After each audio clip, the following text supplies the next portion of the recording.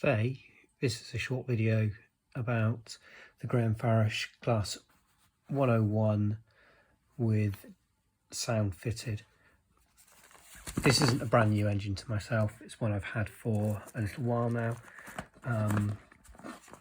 but I've not run it for several months, so we shall see how well it's dealt with the storage. It's been in warm store, so it's not being exposed to the cold, and hopefully it will run absolutely as it should do. Very quickly, within the package you get your standard instructions, and it's a very standard bit of packing. There is a spare DCC blanking plate and a packet of extra fittings should you wish to fit them. And it is just the same in the second coach. This model's been around for a few years now. However, there doesn't appear to be many videos of the sound functions, so we will see if we can accomplish that today. Let's have a quick look at the model itself. As can be seen, the finish on this model is of normal Farish high standard. It is a very well detailed model. It's got standard couplings as opposed to the couplings you find on the newer model Silver 158s that carry the power across. What this means is you have to have two decoders, one for each car. But the loco itself is very nice loco, and if we rotate it, the underside detail is all there and easy to see.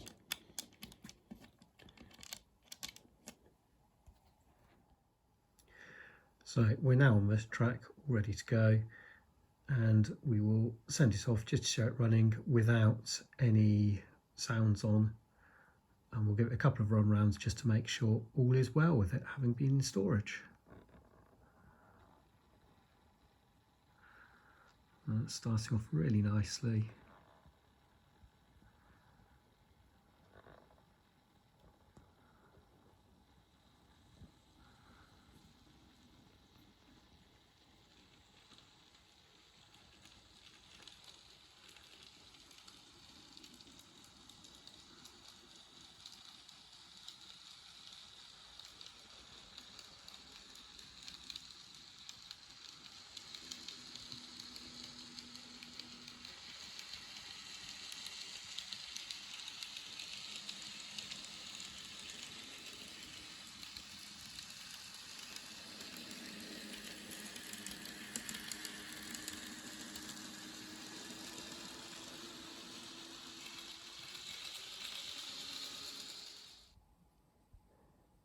As can be seen, this DMU has working lights and also a lit head code and destination box. At one end we have Chester,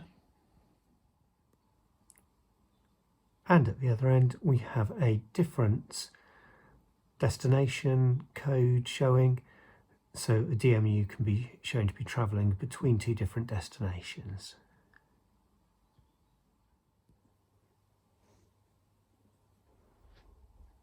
So we will now consider some of the sounds which we have on here. I can't show you all of them while stationary, but we'll do what we can. Starting with F1, the startup.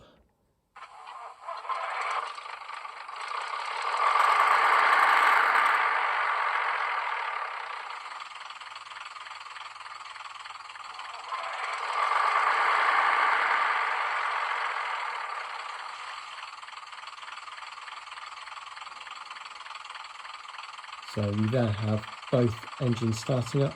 There is a cold option startup which we'll go to next after shutting it down. And to shut it down it's F1 again. If we want the cold engine startup we have to do F8 first. and then F1.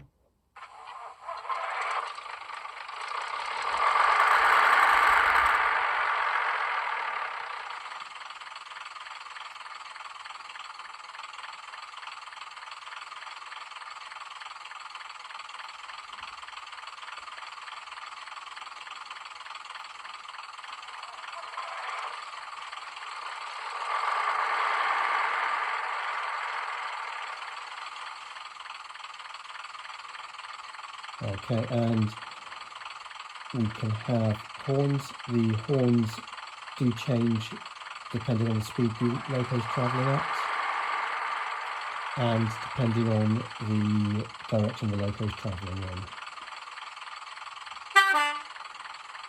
So that's the two-tone horn, which is F3, and the single horn, which is F4.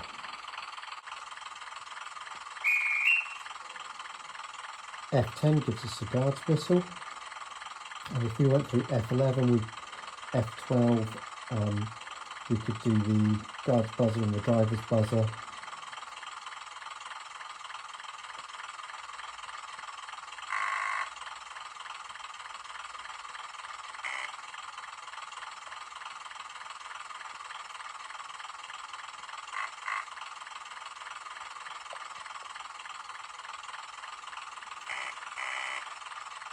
And F13 will give us the driver's window opening and closing.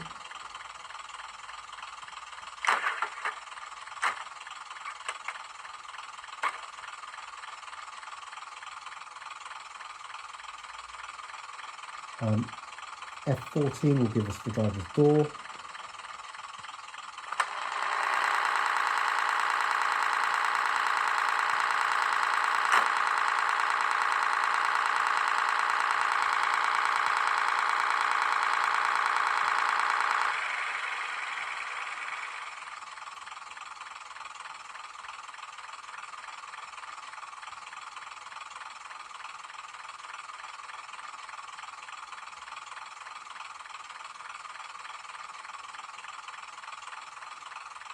F16 should give us the passenger doors opening.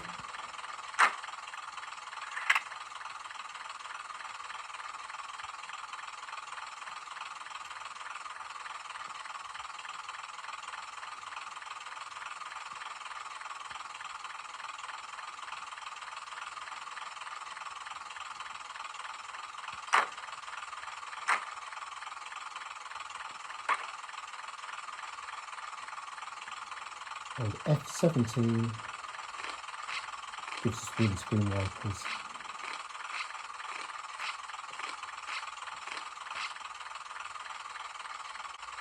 So let's send it on its way and show how the brakes work and how the horns change depending on the speed.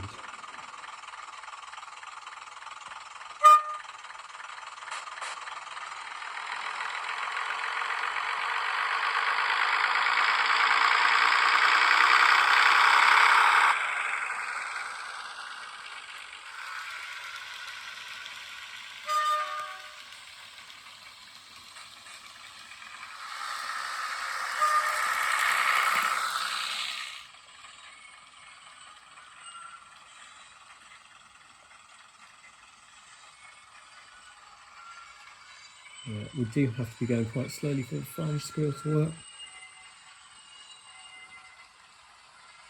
but we can hear it there.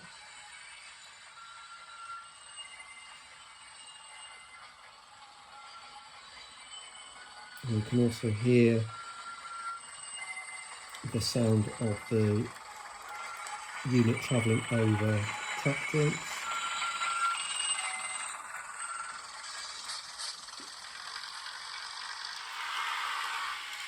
Okay, so as it comes past again, we will use the braking action.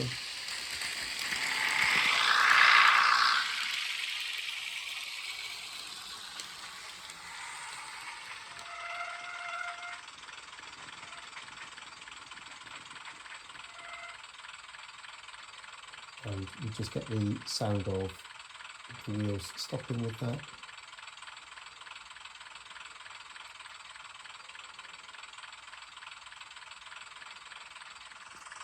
So overall, what do we feel about the Graham Farish Class 101 DMU? It's a wonderful unit, really important to a lot of Blue Grey era modellers and later era modellers as well. Took a very long time for Graham Farish to get it back into production, given it was first announced, well, when was that? Back in the early 2000s. However, the weight has been very worthwhile, and it's great to have one of these in the fleet. I hope you've enjoyed listening to this, and if you're looking to buy one, I hope this helps you get hold of one.